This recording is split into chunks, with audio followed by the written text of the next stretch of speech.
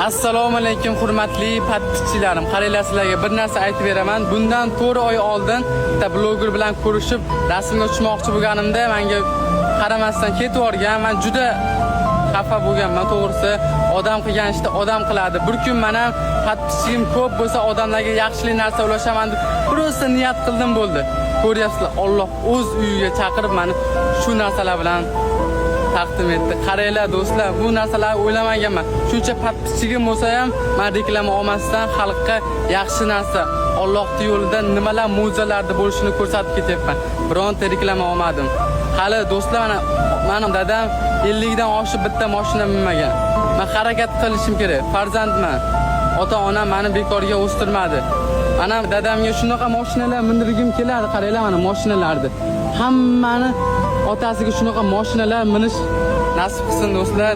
Shuning uchun do'stlar, hech kibrlanmang.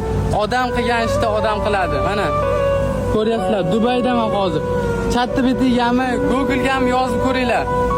Dunyodagi eng qimmat mehmonxona mana do'stlar, ko'ringlar, Dubaydagi. Xullas do'stlar, niyat qildim. Inshaalloh ota-onam bilan shu yerda bir kun yashayman. Inshaalloh orzu qildim. Niyat qildim va erishishga harakat qilaman. Do'stlar, hammaga nasib qilsa, kibrlanmang bu hayotda, chunki hammasi o'tkinchi. Shuncha mashinasi borlar ham mana hozir harakat qilib yuribdi hayotda.